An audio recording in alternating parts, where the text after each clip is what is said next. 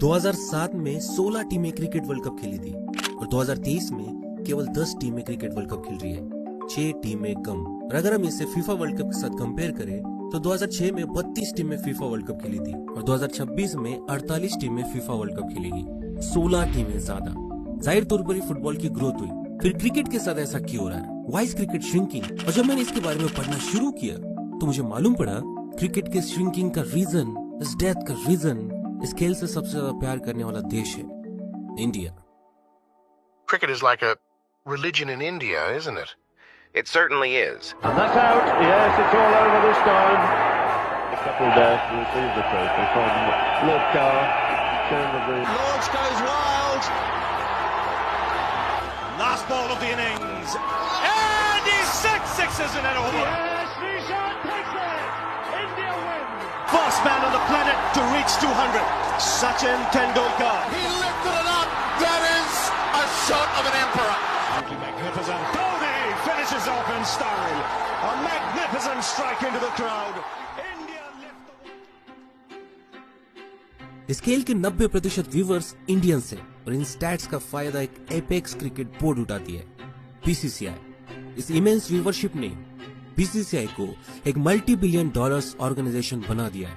The humble truth here is the BCCI is the richest body today in the world of cricket across the globe, and I think it's purely because of the success of IPL. There are 74 games now in the IPL, and each one is valued at over £10 million for one game. BCCI इन पैसों का इस्तेमाल world cricket में अपनी बात मनवाने के लिए कर रहा है। The BCCI has given a green signal to a proposal that will give 3 countries, that's India, Australia and England, more power and more money.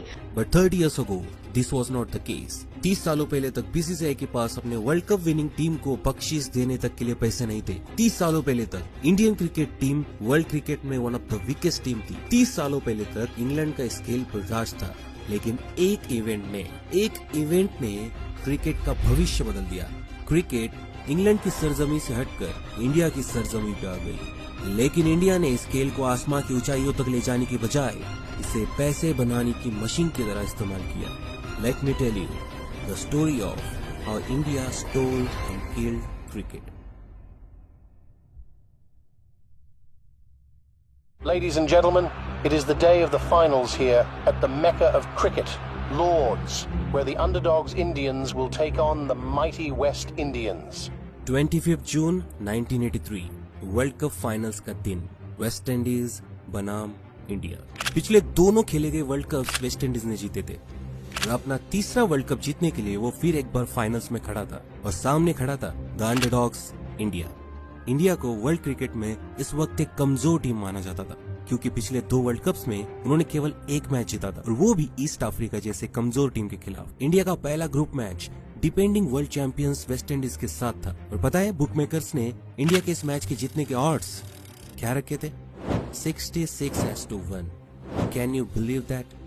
लेकिन ये टीम अलग थी, फैशनेट थी। India won this match against all the odds. Not only this match, India ने अपने group pictures के ज्यादातर matches जीतकर इतिहास रच दिया। होस्ट कंट्री इंग्लैंड को हराकर इंडिया फाइनल्स में पहुंच गया। सारी दुनिया अचंभे में थी, स्पेशली इंडियंस। 25 जून को होने वाले फाइनल्स को हर हिंदुस्तानी देखना चाहता था। इस फाइनल्स के टिकट्स पाने के लिए लोग हाथ पैर मारने लगे। फाइनल्स के 2 दिन पहले उस वक्त के बीसीसीआई प्रेसिडेंट एनकेपी साल्वे जी को एक बड़े इंडियन मिनिस्टर का फोन आया। साल्वे साहब, मुबारक हो, इंडिया फाइनल में पहुंच गई। जी धन्यवाद। कहिए, हम आपकी क्या सेवा कर सकते हैं? इंडिया को अपनी आंखों से फाइनल में जीतते हुए देखना चाहते हैं, लेकिन टिकट नहीं मिल रही। फाइनल की 2 टिकट मिल जाते तो मजा आ जाता। जी बिल्कुल, हमारी टीम फाइनल में है। हमें एक्स्ट्रा टिकट नहीं मिलेंगे तो किसे मिलेंगे? फोन रख के साल्वे जी इंग्लिश ऑर्गेनाइजर से फाइनल्स के 2 एक्स्ट्रा टिकट्स मांगने गए। Can I get 2 extra tickets for finals, please? लेकिन पता है उन्हें क्या कहा गया? I beg your pardon, sir, but we have already given you your tickets. We can't provide you more tickets. BCCI president को 2 एक्स्ट्रा टिकट्स नहीं दिए गए। जस्ट इमेजिन कितना बड़ा अपमान था ये।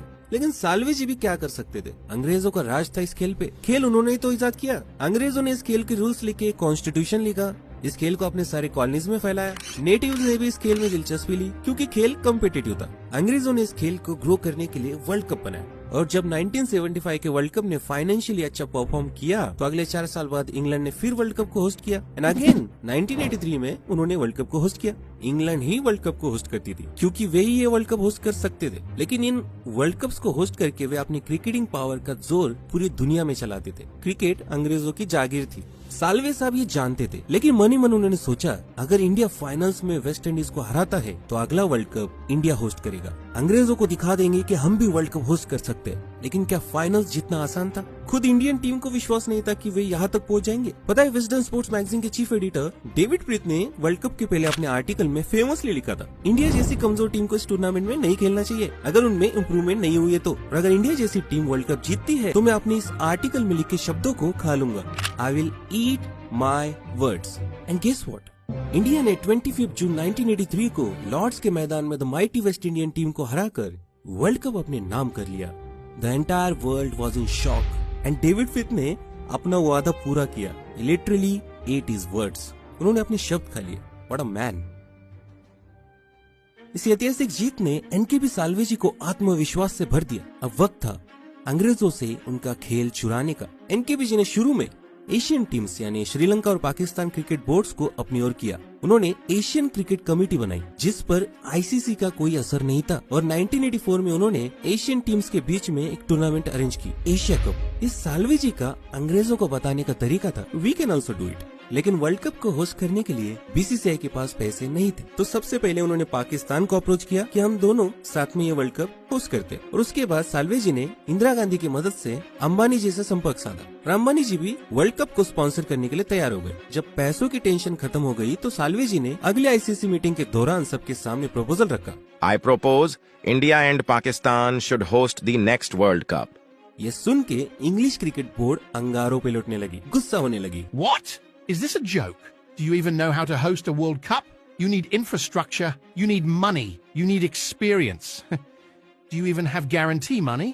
लेट मी टेल यू, इसके पहले ऐसा कोई रूल नहीं था कि हर 4 साल बाद कोई नया देश वर्ल्ड कप को होस्ट करेगा। सबको यही लगता था कि हर 4 साल बाद इंग्लैंड ही वर्ल्ड कप होस्ट करेगी क्योंकि वर्ल्ड कप उन्होंने ही बनाया था। लेकिन एनकेपी साल्वे जी ने रोटेशन पॉलिसी को सबके सामने रखा। Actually, I propose rotational policy. According to this policy, a new nation will host a World Cup after every 4 years. ये सुन के ऑस्ट्रेलिया और न्यूजीलैंड जैसे टीम्स भी बीसीसीआई से सहमति भरने लगे और जब वोटिंग हुई तो 1987 के वर्ल्ड कप की होस्टिंग इंडिया और पाकिस्तान को मिली।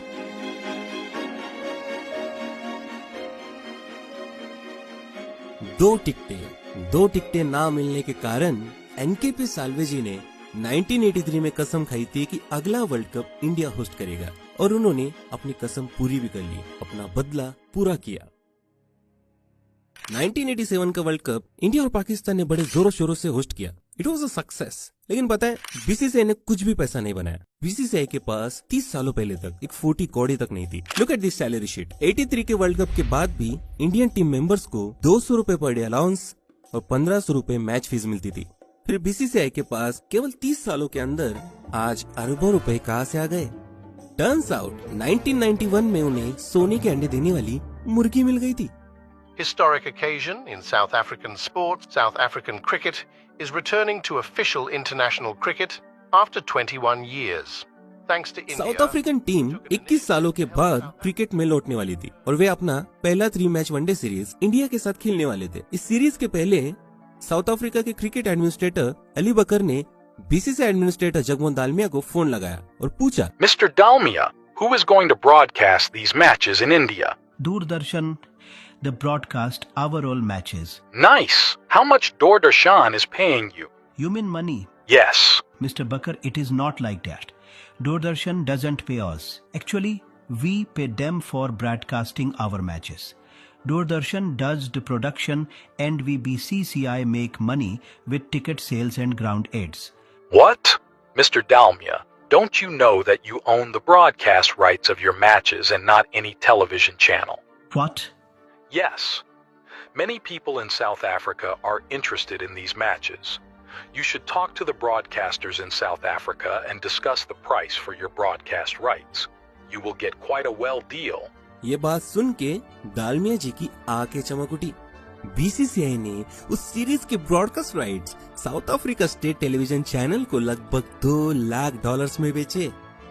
जस्ट इमेजिन, कुछ सालों पहले बीसीसीआई के पास अपने प्लेयर्स को मैच फीस देने तक के लिए पैसे नहीं थे, and now they had this golden goose, television rights. और जब उसी साल मनमोहन सिंह ने इंडिया का मार्केट खोल दिया, ग्लोबलाइजेशन, फॉरेन कंपनीज इंडिया में इन्वेस्ट करने लगी, इंडिया में पैसा आने लगा। एट द सेम टाइम ये फॉरेन कंपनीज इंडिया में अपने प्रोडक्ट्स मार्केट करना चाहती थी, और क्रिकेट से ज्यादा इंडिया में और कुछ भी देखा नहीं जाता था।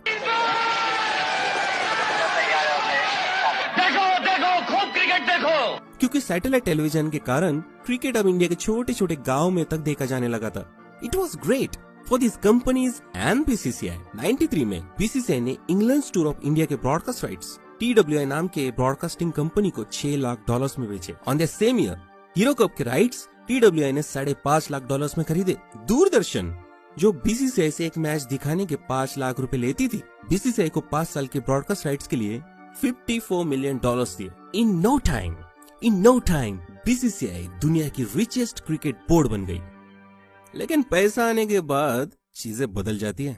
याद है, अपने अपमान का बदला लेने के लिए एनकेबी साल्वेजी ने 87 का वर्ल्ड कप इंग्लैंड से चुराया था, और ये तय हुआ था कि रोटेशन पॉलिसी के अनुसार 1996 का वर्ल्ड कप इंग्लैंड होस्ट करेगी।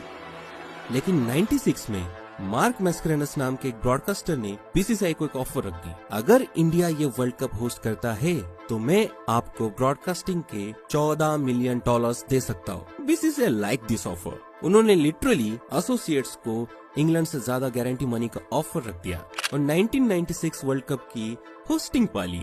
इजी पीजी, नो मॉरल्स, केवल पैसा। लेकिन जब 96 के वर्ल्ड कप में ऑस्ट्रेलिया और वेस्ट इंडीज ने अपने मैच श्रीलंका में खेलने से मना कर दिया, तो बीसीसीआई के एडमिन दालमेजी ने सोचा कि अब आईसीसी का अगला चेयरमैन किसी एशियन को बनना चाहिए। लेकिन पता है, हमेशा इंग्लिश क्रिकेट बोर्ड का प्रेसिडेंट ही आईसीसी का चेयरमैन बनता था। अंग्रेज आईसीसी को चलाते थे, लेकिन जब एशियन टीम्स का इन्फ्लुएंस बढ़ा तो आईसीसी चेयरमैनशिप के लिए इलेक्शंस होने लगे। क्लाइड वॉलकॉट, जो वेस्ट इंडीज क्रिकेट बोर्ड का कैंडिडेट था, वे आईसीसी के पहले नॉन ब्रिटिश चेयरमैन चुने गए। लेकिन वॉलकॉट इंग्लिश क्रिकेट बोर्ड का वफादार था। 1997 में जगमोहन दालमिया ने इन इलेक्शंस में हिस्सा लिया and he won. But how? Dalmiya ji को एक चीज पता थी, आईसीसी के most of the full time members England के पसंदीदा कैंडिडेट को वोट करेंगे। तो दालमिया जी ने एक तरकीब लगाई। पता है, इन इलेक्शंस के वक्त एसोसिएट टीम्स को भी एक एक वोट डालने का अधिकार था, लेकिन इन एसोसिएट नेशंस के रिप्रेजेंटेटिव्स के पास लंदन में इस इलेक्शंस के लिए मौजूद रहने के लिए पैसे नहीं होते थे। तो दालमिया जी ने इन एसोसिएट नेशंस के रिप्रेजेंटेटिव्स के टिकट्स खरीदे, लंदन में उनके लिए होटल्स बुक किए, इवन इलेक्शंस के एक रात पहले डिनर पार्टी तक रखी। और जब इलेक्शंस हुए तो इन एसोसिएट्स ने दालमिया जी को वोट दिया and he won. Now world cricket पर अब एक हिंदुस्तानी का राज था, एक इंडियन का। सुनकर बड़ा नाज होता है, सीना चौड़ा हो जाता है।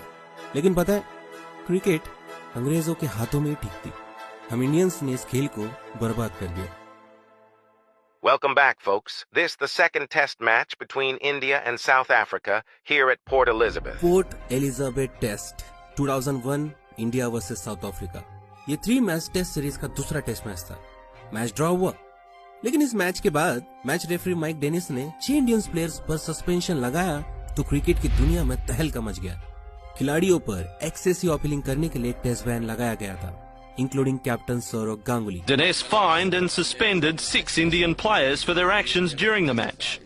Captain Saurav Ganguly didn't escape punishment. लेकिन सबसे शॉकिंग था star Indian batsman Sachin Tendulkar पर लगाया गया आरोप, ball tampering. This is the vision that has ignited cricket's latest controversy. Sachin Tendulkar shown running his fingers along the seam of the ball on day 3 of the second test against South Africa. It was enough to convince match referee Mike Dinesh that Tendulkar was guilty of ball tampering. The result, a suspended 1-test ban and the loss of 75% of his match fee. BCCI और Indian fans भड़क उठे। Mic Dennis कैसे सचिन पर इतना गंभीर आरोप लगा सकते हैं? सचिन तो केवल बॉल को साफ कर रहे थे। Most of the world शांत रहा। Meanwhile, some commentators moved quickly to defend Tendulkar.